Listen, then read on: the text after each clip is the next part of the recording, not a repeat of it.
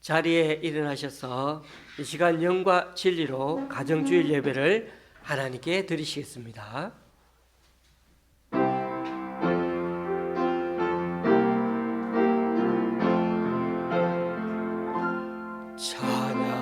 찬양하라 내 영혼아,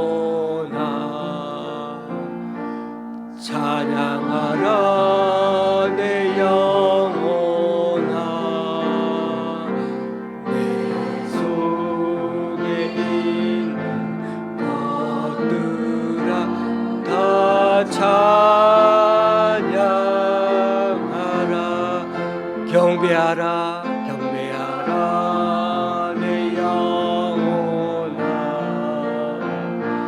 경배하라 내 영혼아, 내 속에 있는 것들아 다 경배하라. 감사하라 감사하라 내 영혼아, 감사하라 내 영혼아, 내 속에 있는 것들아 다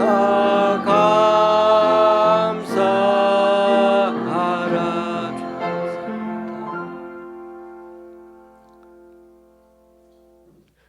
여호와여, 내 마음이 교만하지 아니하고 내 눈이 오만하지 아니하오며 내가 큰 일과 감당하지 못할 놀라운 일을 하려고 힘쓰지 아니하나이다. 실로 내가 내 영혼으로 고요하고 평온하게 하기를 젖된 아이가 그의 어머니 품에 있음 같게 하였나니 내 영혼이 젖된 아이와 같도다. 이스라엘아, 지금까지 영원까지 여호와를 바랄지어다. 아멘. 사도신경으로 주님께 신앙 고백 올려드립니다. 전능하사 천지를 만드신 하나님 아버지를 내가 믿사오며 그 외아들 우리 주 예수 그리스도를 믿사오니 이는 성령으로 잉태하사 동정녀 마리아에게 나시고 본디오 빌라도에게 고난을 받으사 십자가에 못 박혀 죽으시고 장사한 지 사흘 만에 죽은 자 가운데서 다시 살아나시며 하늘에 오르사 전능하신 하나님 우편에 앉아 계시다가 저리로서 산자와 죽은 자를 심판하러 오시리라. 성령을 믿사오며 거룩한 공회와 성도가 서로 교통하는 것과 죄를 사하여 주시는 것과 몸이 다시 사는 것과 영원히 사는 것을 믿사옵나이다. 아멘. 자리에 앉으셔서 찬송 6장 하나님께 찬송 드리겠습니다.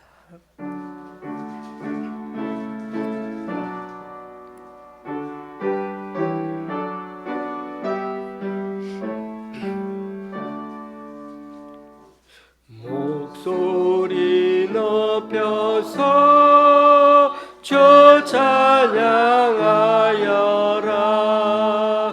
영광과 권세와 존귀와 위엄은 오늘이 다스리시는 만왕의 왕께 돌려라.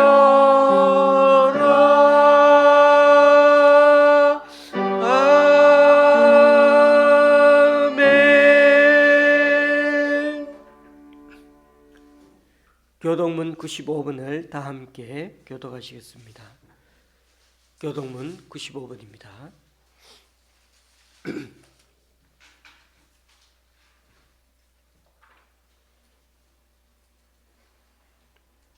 내가 사람의 방언과 천사의 말을 할지라도 사랑이 없으면 소리나는 우리와 울리는 꽹과리가 되고 내가 예언하는 능력이 있어 모든 비밀과 모든 지식을 알고 또 산을 옮길 만한 모든 믿음이 있을지라도 사랑이 없으면 내가 아무것도 아니요 내가 내게 있는 모든 것으로 구제하고 또 내 몸을 불사르게 내줄지라도 사랑이 없으면 내게 아무 유익이 없느니라.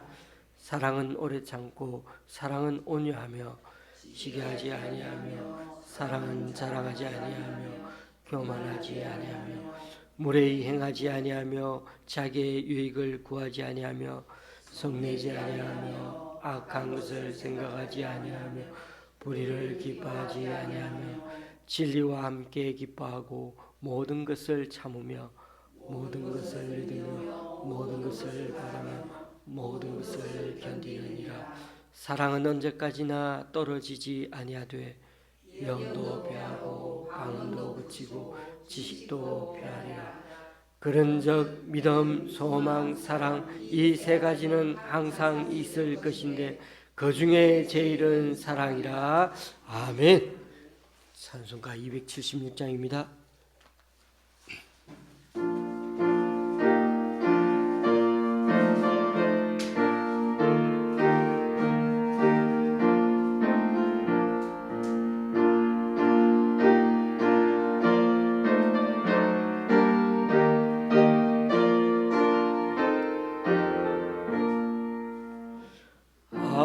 아버지여 이 죄인을 용납하여 주시고 예수님의 이름으로 구원하여 주소서.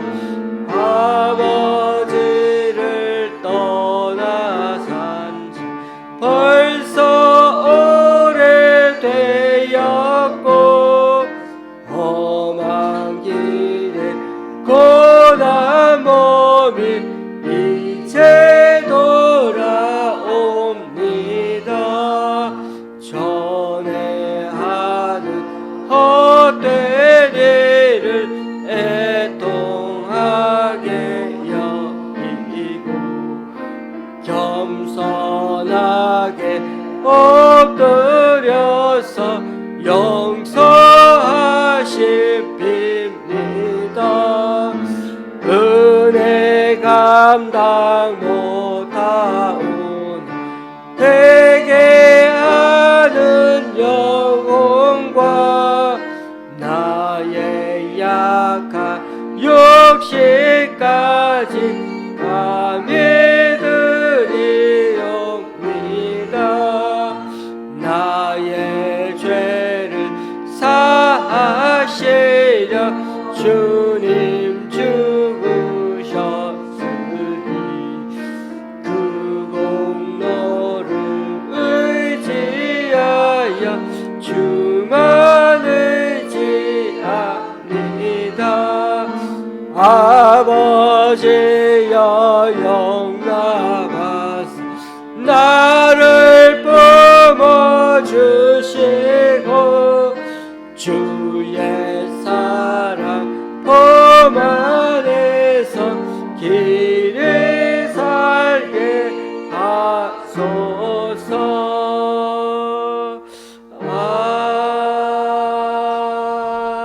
아멘.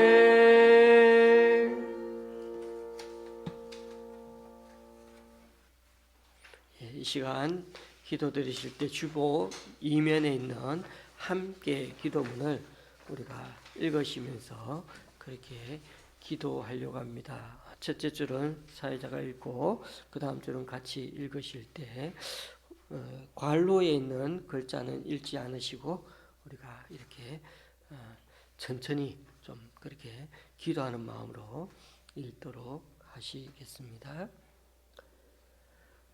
먼저 우리 자신을 살피고서 기도하고자 합니다. 우리가 죄악을 품고 기도하면 그 기도는 듣지 않으시기에 이 시간 우리 자신의 죄인됨과 부족함, 연약함을 주님께 고백하고 맡깁니다. 주님의 보혈로 우리를 정결케 하여 주시고 성령님의 인도하심과 능력을 덧입어 기도하는 이 시간 되게 하여 주소서. 잠시 기도하십니다.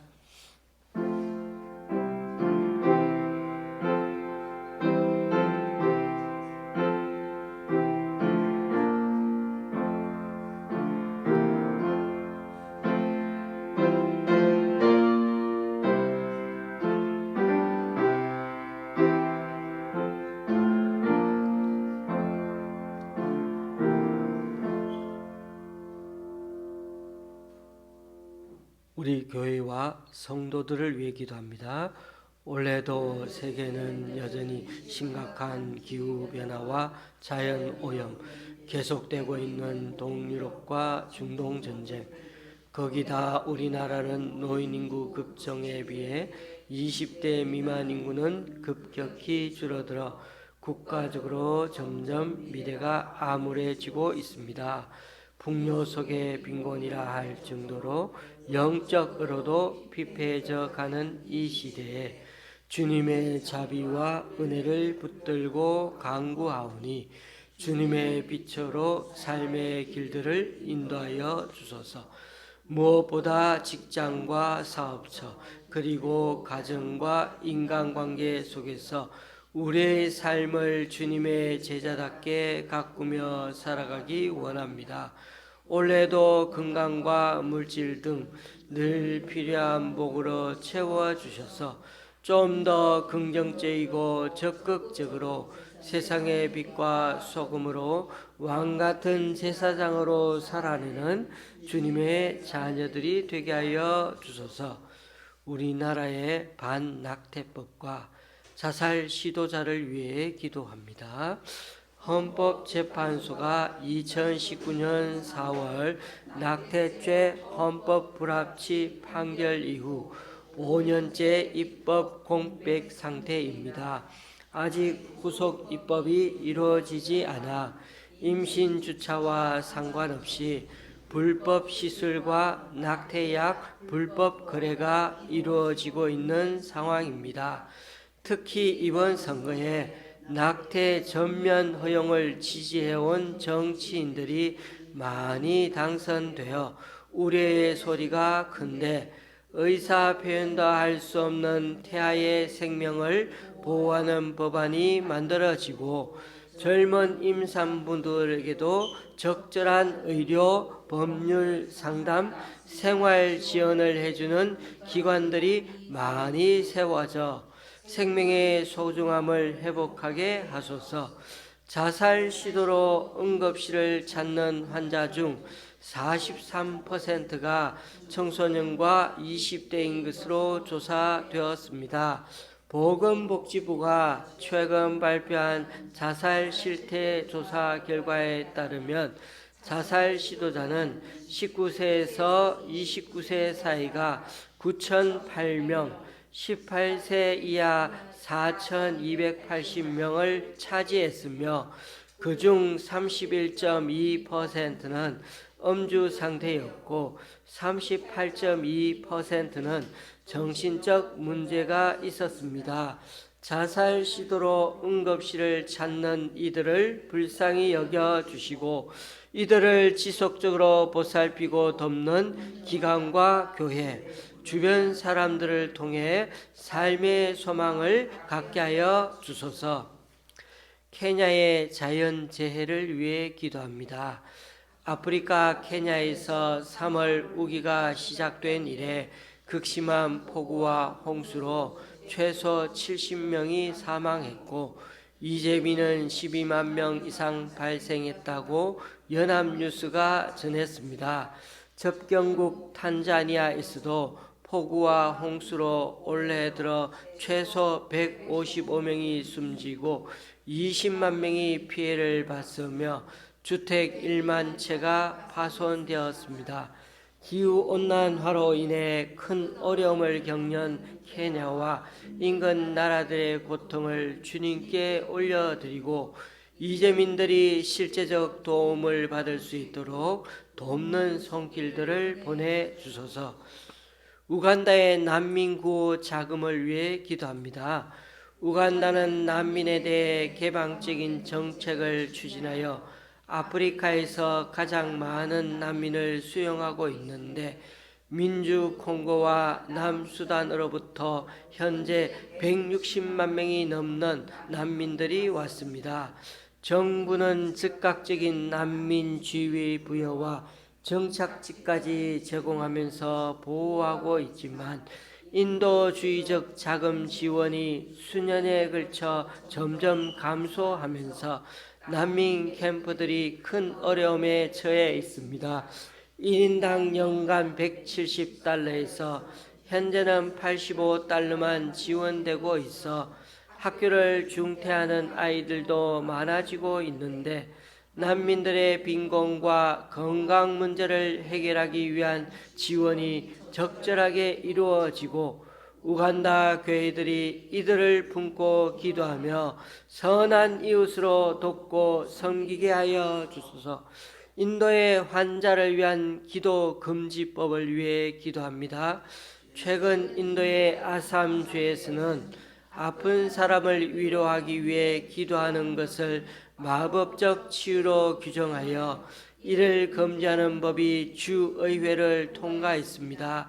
이 법안의 동기가 비과학적인 치유법으로 무고한 사람들을 착취하려는 범죄를 막기 위한 것이지만, 법안에는 관할 경찰이 사람을 조사하고 압수할 수 있는 조항도 포함되어 있어 기독교를 비롯한 특정 종교들의 전도와 개종을 제한하려는 의도가 다분히 엿보입니다. 이 법안이 시행되기 전에 수정되어 기독교인들이 앞으로도 소외된 자들을 위해 기도하며 주님의 사랑을 전할 수 있게 하소서. 아시아 대기 오염을 위해 기도합니다. 지난 3월에 발표한 세계 대기질 보고서에 따르면 올해 전 세계 134개 국가 7,812개 도시 중에 대기 오염이 심각한 100곳 중 99곳이 아시아에 있습니다. 기준치를 23배나 초과한 인도의 베구사라이시를 비롯해 파키스탄, 방글라데시 등의 남아시아와 중국 동북부 지역 도시들이 가장 심각한 대기질을 나타냈고, 인도네시아, 베트남, 태국, 등이 기준치의 10배 이상을 초과했습니다. 아시아 국가들은 국경을 초월하여 오염원 배출을 근절하기 위한 실제적인 대책과 방안을 시급히 세워가게 하소서. 이 시간 우리 자신의 기도 제목과 우리 교회에 잘 나오지 못하는 성도님들과 오늘 설교 전하는 저를 위해서 잠시 기도하시겠습니다. 하나님 아버지, 감사합니다.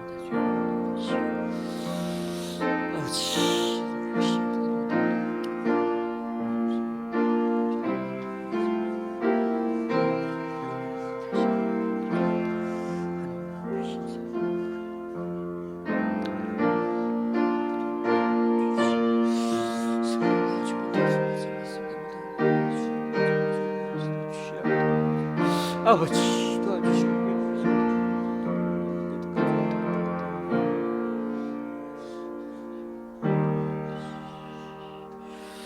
아버지,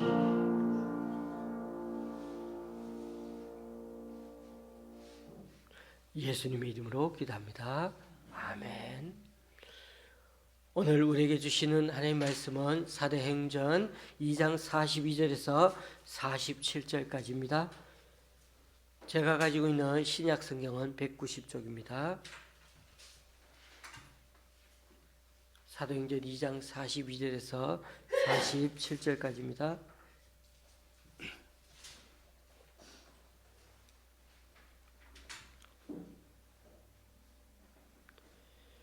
그들이 사도의 가르침을 받아 서로 교제하고 떡을 떼며 오로지 기도하기를 힘쓰니라.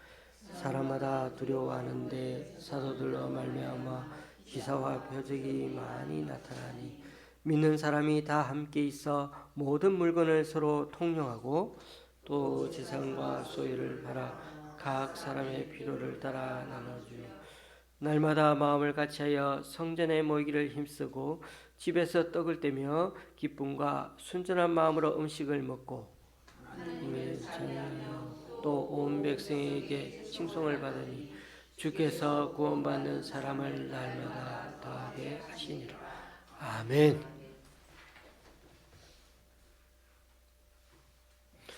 우리는 지금 사도행전 말씀을 묵상하고 있습니다. 큐티 본문은 벌써 6장까지 살펴보고 있는데 오늘은 저희들은 2장에 머물러 있는데요.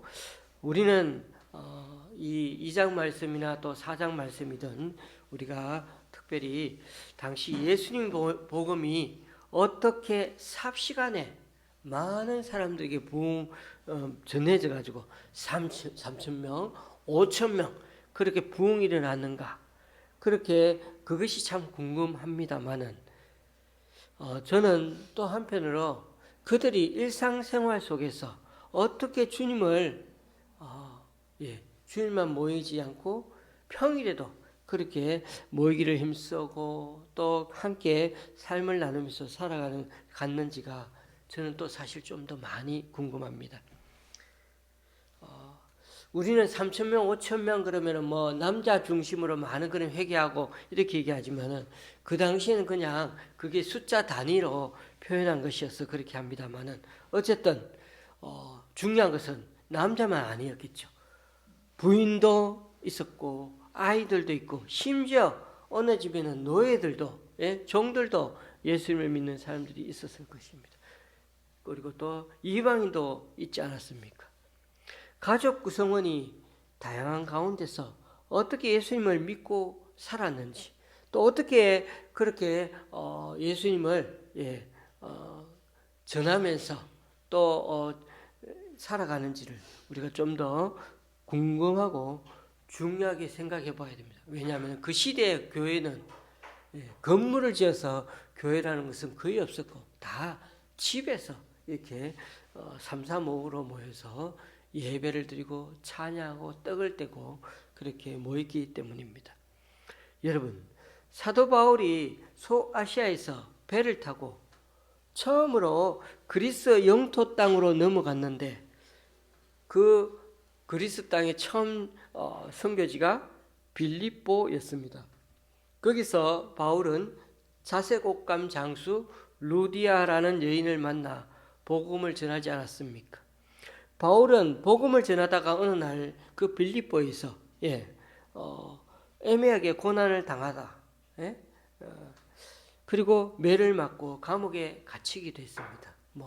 이 귀신이 들어가 가지고 그렇게 점 잘 보고 하는 사람이 이렇게 고소를 해가지고 결국은 그렇게 잡혀가 감옥에 갇히기도 했죠. 매를 맞고 그렇게 바울과 실라는 발에 차고까지 그렇게 채워가지고 수갑까지 채고 해서 그렇게 고생하는데도 저녁에 밤에는 여전히 하나님을 찬송하고 있었습니다. 그러다가 갑자기 어떻게 되었습니까? 지진이 일어나면서 모든 감옥문이 일시에 자동으로 열리고 심지어 차고 있던 이 쇠사슬과 수갑도 다 묶고 있던 것들이 풀려버렸습니다. 그러자 간수가 죄수들이 다 도망간 줄 알고요. 깜깜해지고 막 그러니까 지진이 나고 이러니까 책임을 지고 자기가 스스로 목숨을 내가 이렇게 살아가지고는 내 책임 때문에 내가 이제 가족까지 다 죽을 수도 있는데 내가 죽음을 끝내야 되겠다. 그런 순간 바울이 이 감옥에서 빨리 간수를 해서 어떻게 아주 다급하니까 큰 소리 불렀죠. 우리 여기 있다고. 죽지 말라고. 우리 안 도망갔다고. 그래서 바울 보고 거꾸로 그 간수가 너무 깜깜하니까 등불 좀, 거기는 아마 등불이 있었던가 보죠. 그래서 바울 보고 등불을 비춰달라고 그러면서 바울과 실라 앞에 이 간수가 오히려 가서 엎드렸죠. 내가 어떻게 하면 좋겠냐고, 이제 어떻게 하면 되겠냐고, 내가 이래가지고 어떻게 살 수 있겠냐고. 그러니까 바울이 아주 유명한 말을 하지 않았습니까? 주 예수를 믿으라. 그리하면 너와 내 집이 구원을 받으리라. 예전에 얻으리라 했는데 이제는 받으리라 이렇게. 내 집이 구원을 받으리라. 그러자 간수가 바울과 실라를 데리고 채찍에 맞은 자리도 막 씻어주고 온 가족이 또 세례도 받고 그 집에 데려가 가지고 자기 집에 데려가 음식도 차려주고 그렇게 하지 않았습니까? 이 얘기가 16장에 나옵니다. 간수는 죄수들을 놓쳐서 자살할 뻔했지만은 바울을 만나 다시금 생명을 얻게 되었고, 졸지에 또 가족들과 함께 세례받고 신앙의 가정이 될 수가 있었습니다. 이처럼 사도행전을 잘 읽어보시면 대부분 바울이 집을 찾아가 교제하고 그 가족에게 복음을 전하는 경우가 참 많았습니다.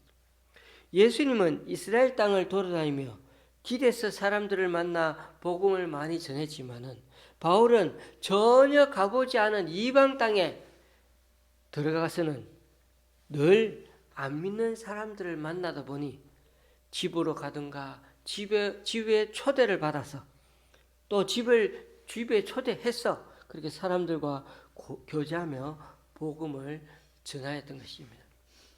오늘 말씀에도 보면 베드로가 오순절에 다락방에서 기도 모임을 가지고 있었는데 그것이 마가 다락방이었습니다.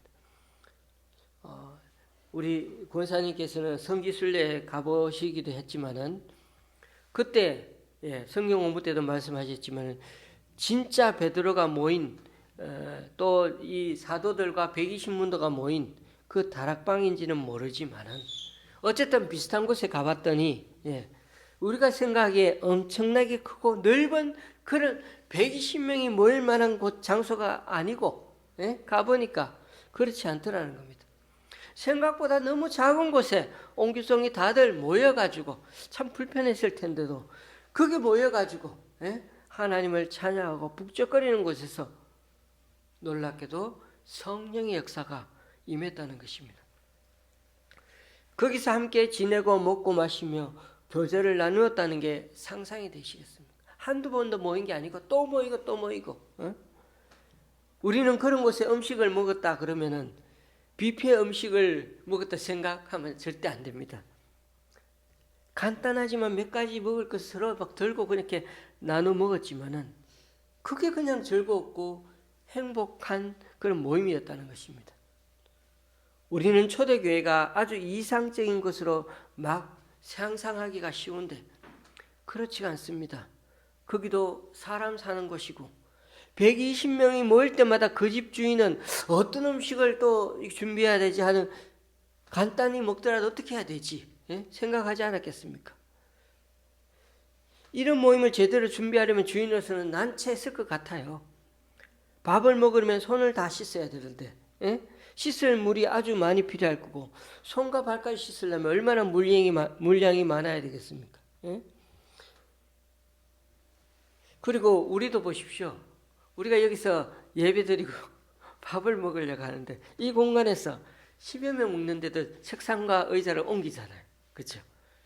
근데 10몇 명 오니까 어떻겠습니까? 어떻게 하면 더 잘 먹을까? 연구를 하잖아요. 그런데 여기에 20-30명이 모인다면 어떻게 해야 되겠습니까? 상상이 안 갑니다. 집에 함께 사는 가족들은 이 마가 다락방에 매번 집에 사람이 드나들고 먹을 것과 간식을 준비하는 게 얼마나 그 사람들은 귀찮고 힘든 일이겠습니까?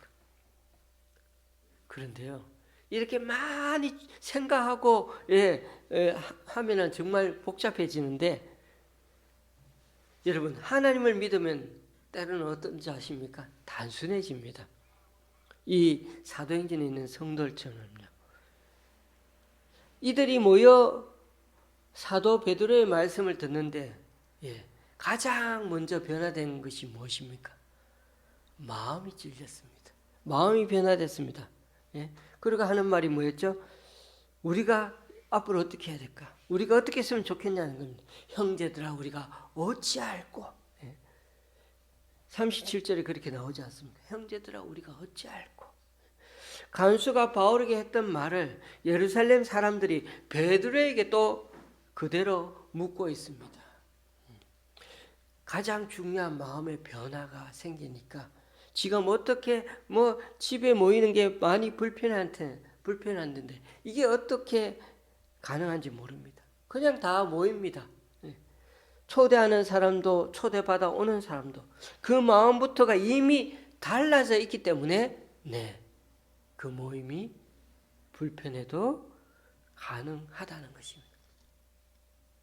좀 불편해도 누군가 다 불편하지 않고, 좀 음식 준비한다고 힘들어도 불만하지 않고, 불만스러워하지 않고, 다들 예수님의 이름으로 모이는 게 그냥 그게 즐겁고 감사한 마음으로 바뀌었기 때문에 가능하다는 것입니다.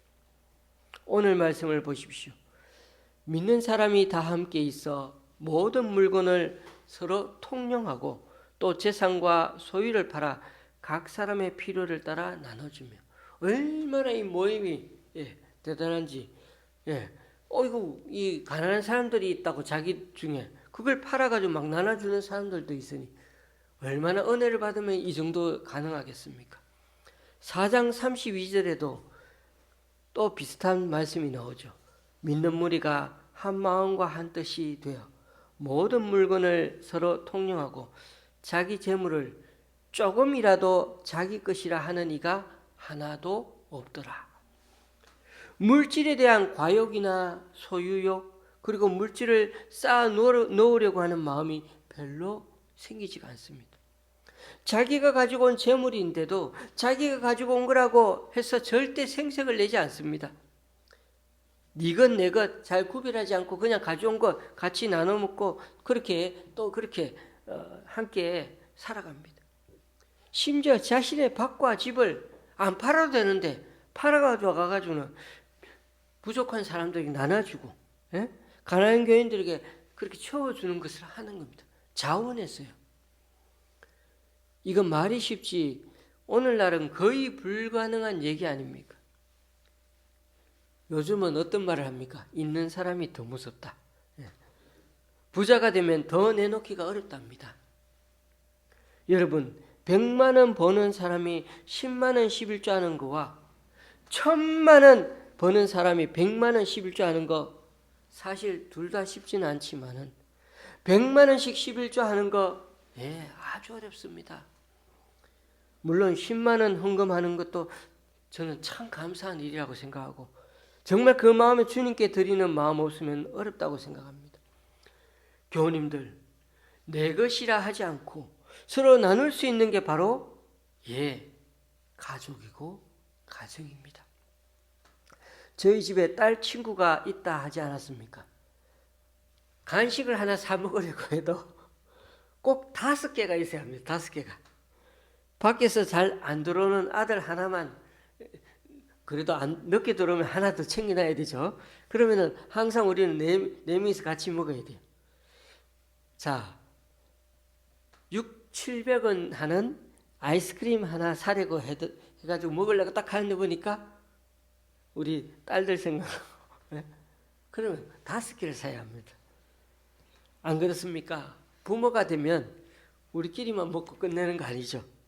그 순간부터 나만 생각하는 게 아니고 늘 가족 숫자 세어봅니다.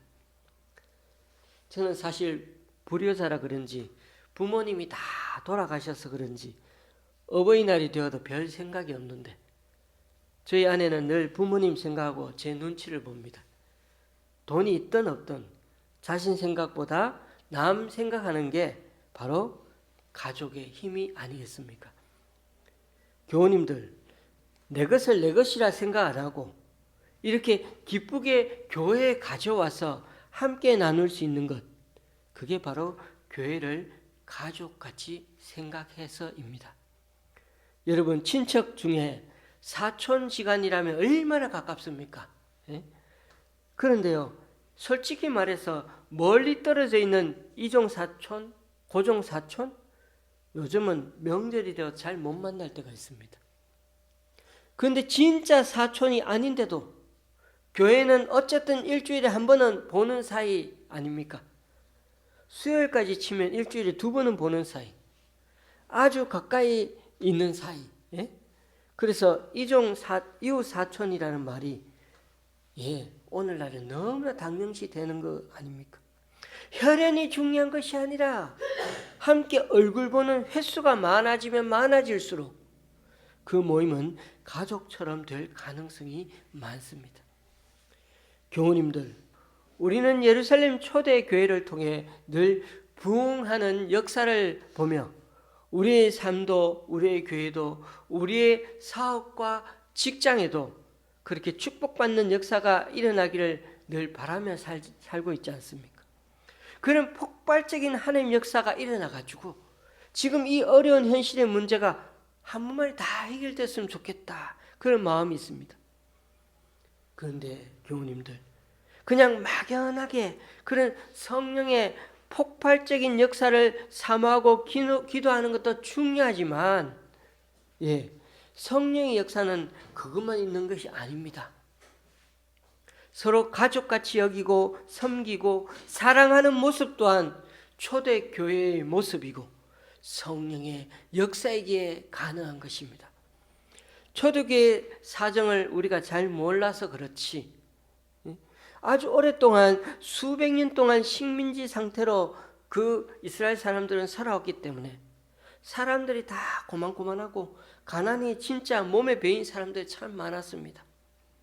가정 얘기가 별로 복음서에는 많이 나와 있지 않고 또 사도행전은 기록이 안 되어 있을 뿐이지 사는 게 그 시대에 사는 것 같지 않은 참 힘든 시대였던 것은 틀림없습니다.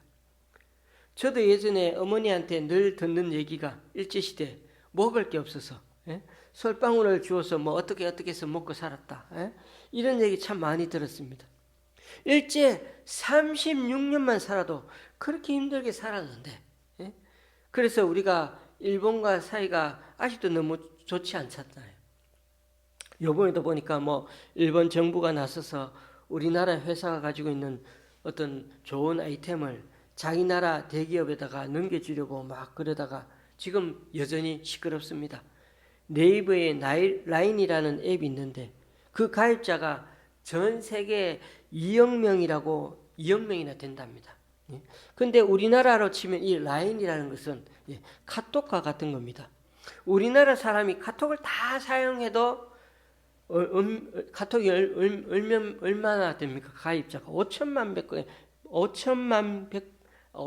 명밖에 안 되지 않습니까? 근데 라인이라는 것은 2억 명이 사용한다고 하니까 얼마나 대단합니까? 그런데 그걸 일본 정부가 압박해가지고 일본의 기반으로 사용하는 이 앱을 자기 나라 기업에게 주려고 한다는 것입니다. 그런데 또 그 일본 기업 회장이 손정희라는 사람인데 일본 사람으로 귀화해서 한국인 피를 가진 사람입니다. 참 이래저래 꼬여있는 문제이죠. 한국인이 일본 사람 된 건 어쩔 수 없지만은 일본 정부가 한국 기업의 것이 값어치 있다 싶으니까 무슨 이유를 대서 다시금 일본 기업에다가 빼앗아 가려고 하는 것, 그것 때문에 지금 이렇게 한국과 일본 정부가 지금 또 이렇게 실랑이를 벌이고 있습니다. 어쨌든 잘 해결되기를 바라고요. 당시 예루살렘 교회의 삶의 형태를 보면 한 가지 특징이 나타나는 것을 볼 수 있습니다. 날마다 모여서 애찬을 나누고 형제애를 확인하고 성도의 교제를 이루려고 또 이렇게 이루면서 예배를 했다는 것입니다. 그거 보면 내용은 아주 단순합니다. 요즘처럼 교회마다 여러 프로그램이 다양하게 있는 것도 아니고요. 그냥 모여 찬양하고 먹고 마시며 말씀 듣고 그게 기쁜 겁니다. 저도 친구 중에 중국 선교사도 많고 심지어 북한 선교사도 있습니다만은 요즘은 중국 들어가는 것도 쉽지 않고 북한은 우리나라 정부와 너무 관계가 안 좋아서 들어갈 수도 없습니다만은 코로나 전까지만 해도 중국만 해도 그렇게 뜨거웠다는 것입니다.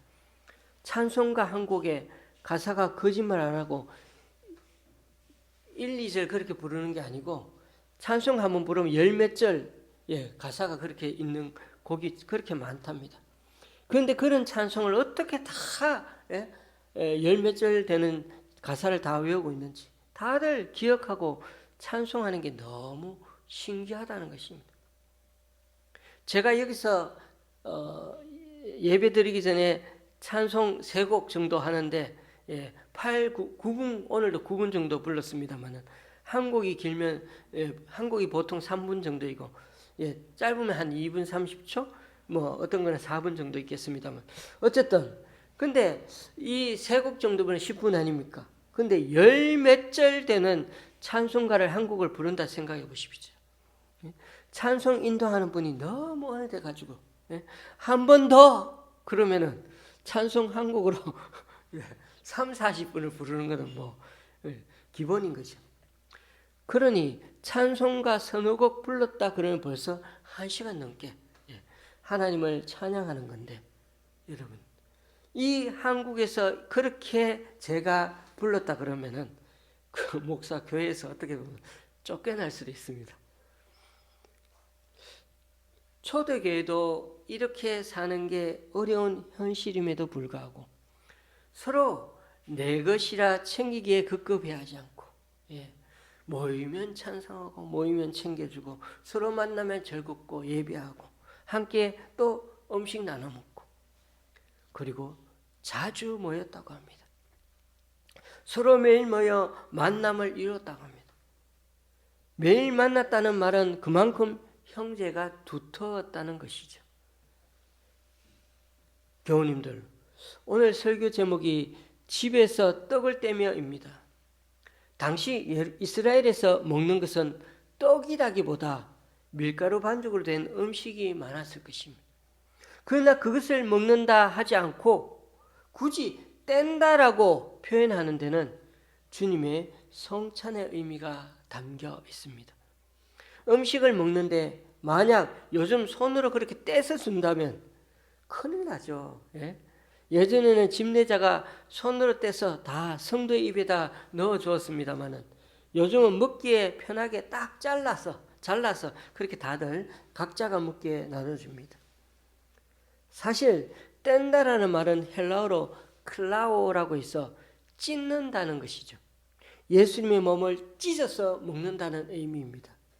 우리 위에 십자가 위에서 몸을 찢어주신 그 예수님을 상징하는 단어가 바로 클라오입니다. 그런 점에서 당시 초대교회 교인들은 만날 때마다 음식을 먹을 때마다 예수님이 몸 찢으시고 피 흘리신 그 은혜를 늘 기억하며 먹고 마셨다는 사실입니다. 그렇습니다. 우리 교회 공동체는 이처럼 주님의 몸된 교회입니다.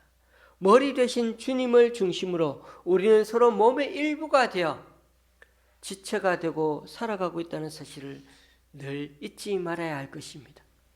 가정주일이라고 해서 늘 우리 가정을 먼저 돌아보자고 말해야 하지만은 그러나 늘 출발은 주님의 몸된 이 교회에서부터 먼저 가족 같은 사랑이 넘쳐나야 할 것입니다. 말씀을 맺습니다. 떡을 먹는다 하지 않고 떡을 뗀다고 한 그 초대교회의 식사 교제의 정신을 잘 물려받았어.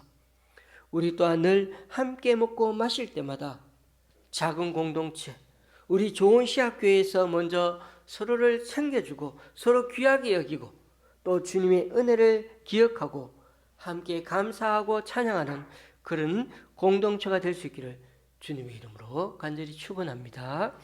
기도하시겠습니다. 우리가 어떻게 해야 구원을 이룰 수 있습니까? 삶이 각박해서 스스로 목숨을 끊으려 했던 간수에게 또 식민지 생활고에 찌들어 어떻게 살아야 할지 몰랐던 이들에게 주 예수를 믿으면 온 집 전체가 구원을 받는다고 소리친 베드로와 바울의 그 외침이 오늘도 우리 뇌리에 들리는 듯 합니다.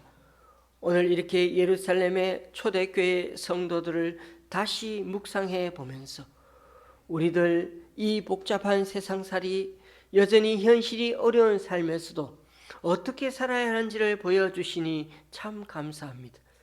비록 지금 우리가 살아가는 세상살이보다 더 어려운 일들이 참 많았지만 앞날이 잘 보이지 않는 것 같아도 예루살렘의 초대교회는 말씀을 받아 서로 교제하고 떡을 떼며 찢으며 서로를 위해 기도하기를 힘쓰는 교회가 되었습니다. 이처럼 우리 좋은 시학교회도 복음의 본질에 충실하게 바른 말씀, 바른 성도, 바른 교회를 지향하며 살아가는 주님의 참된 신앙 공동체로 살아가게 하여 주옵소서. 불법이 성함으로 많은 사람의 사랑이 식어지리라. 그러나 끝까지 견디는 자는 구원을 얻으리라. 정보화 시대, AI 시대가 되어갈수록 더 머리가 복잡하고 나라 간에 더 외교적인 관계가 힘들어지더라도 이럴 때일수록 식어져가는 세상에 주님의 십자가 정신을 이어받아 초대교회처럼 더 주님을 초점으로 삼아 단순한 삶으로 예배하고 찬송하고 함께 먹고 마시는 가운데 잘 극복해가는 우리 교회가 되고 과정이 되게 하여 주시옵소서. 초대교회를 통해 깨닫는 것은 크게 부흥하고 눈에 보이는 기적이 많이 일어나는 것만 성령의 역사가 아니라 힘들고 어려운 삶 속에서도 끝까지 참아내면서 우리가 먹고 마시는 간단한 일상의 삶에서조차 다 하나님의 은혜임을 알고 먹고 마시는 게 얼마나 중요한지 깨닫기 원하오니 이렇게 작은 교회에서 함께 모여 먹고 마시며 주님을 찬양하고 감사할 때 더욱 성령 충만하게 하여 주옵소서. 그래서 초대교회처럼 외적으로도 부흥하고 내적으로도 그 열매가 그 내면의 성품이 풍성하게 성숙해 가므로 우리 이웃들을 잘 섬기며 살아가는 가정 같은 교회가 되게 하여 주옵소서. 예수님의 이름으로 기도드리옵나이다. 아멘. 찬송가 559장입니다.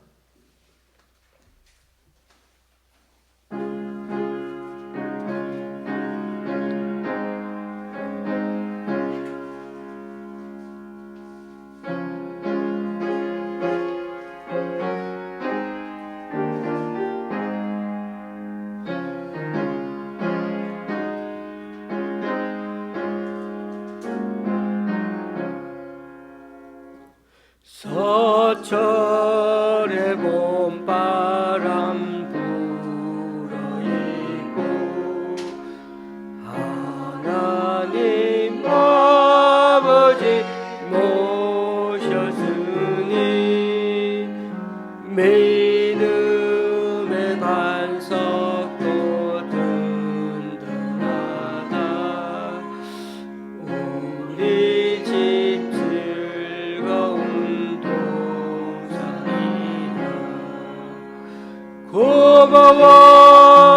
고마워라 임마누엘 예수만 섬기는 우리 집 고마워라 임마누엘 복되고 즐거운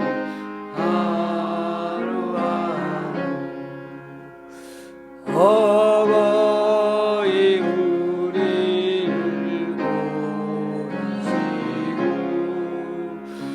동기를 사랑에 뭉쳐있고 기쁨과 소름도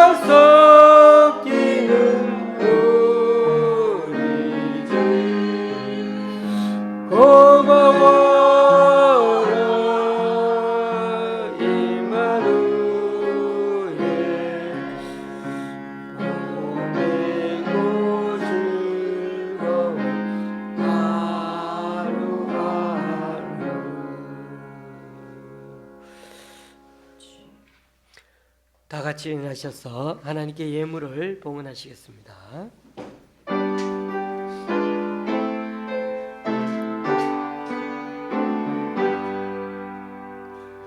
나의 모아들이니 주여 받아주셔서 하늘나라 위하여 주 뜻대로 쓰소서.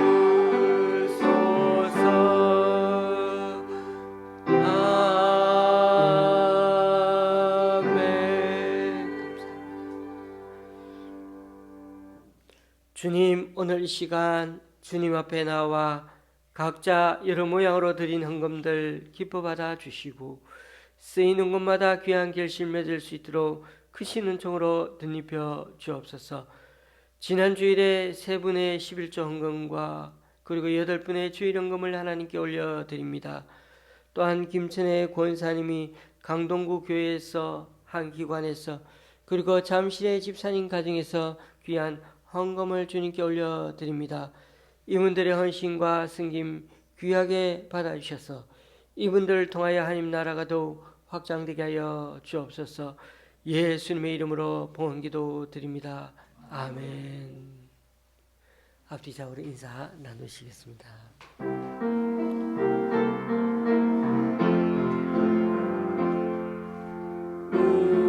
우리에게 향하신 여호와의 인자하시니 크고 크다 크시도다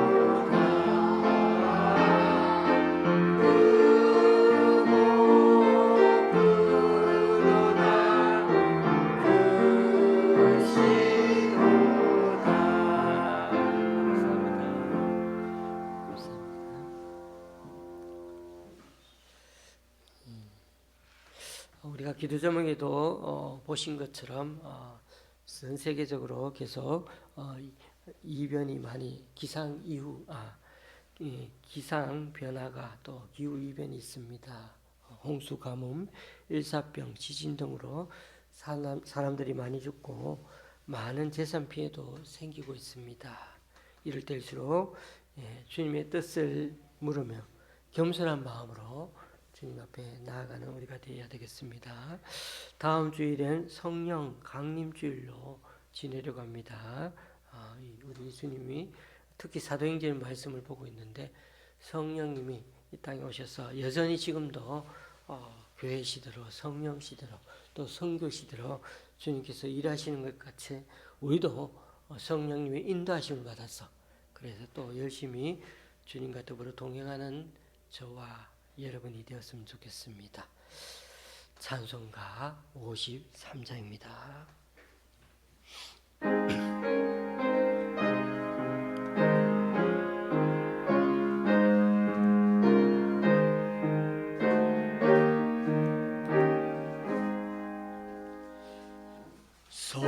성전을 떠나가기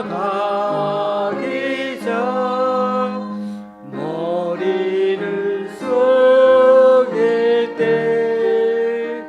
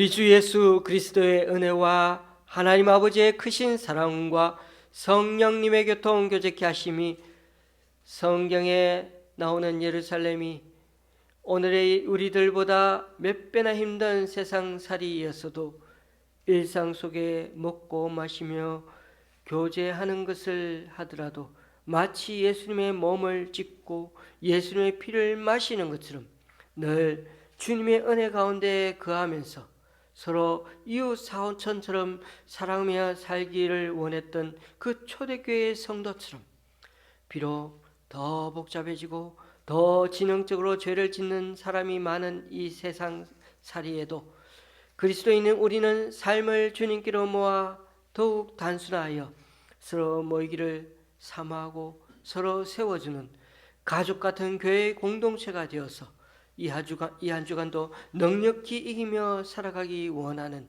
여기 모인 우리 좋은 시합교회 성도님들과 그 가정 위에 또 여러 사정으로 교회에 나오지 못하는 성도님들 위해 이제부터 영원히 함께 하시기를 간절히 축원하옵나이다. 아멘.